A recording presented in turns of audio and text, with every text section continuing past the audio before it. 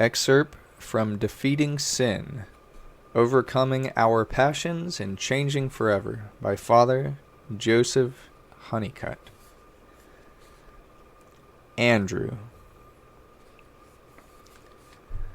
There once was a boy named Andrew. Andrew was a very happy child, and his parents loved him dearly. Andrew could run, jump, and play outside and in any room in the house, except the living room. There was only one rule in Andrew's home: thou shalt not play in the living room. Andrew was a contented child, but more than anything in the world he desperately desired to play in the living room. Every time he passed by the room, he longed to play there. More and more he became obsessed with the idea of playing in the forbidden room. One day, when his parents were next door visiting the neighbors, Andrew seized the opportunity. He entered the living room. He ran, he jumped, he flew from chair to sofa and back again. He was having so much fun. He couldn't understand why his mother would never allow him to play in the living room. Why, this was the most funnest room in the house. Then it happened. His mother's favorite vase. It lay broken, shattered on the floor. Andrew stopped playing.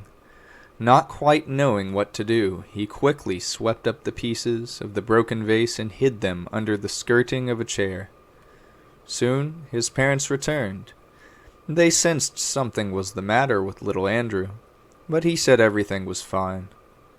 It wasn't long before Andrew stopped playing in the hall, the driveway, and in the den.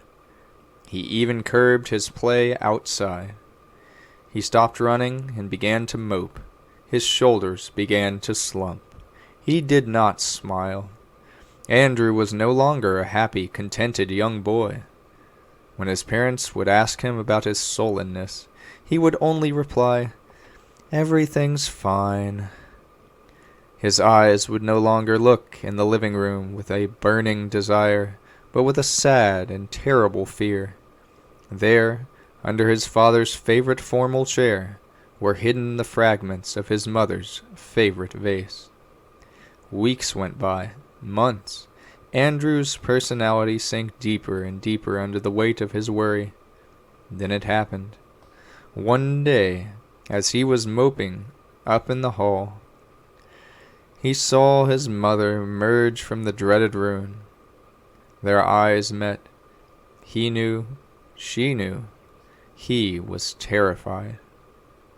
Until he saw her squat down and open her arms wide to him. Then it happened. The tears poured down his face as he snuggled into his mother's embrace. "Why?" she asked. "Why did you not tell me?" He didn't have to say a word. His mother saw the fear and sorrow in his eyes. It was only then that she understood why her little boy had been so melancholy. And it was then that Andrew first knew the wonders of forgiving love. We do the same thing, do we not?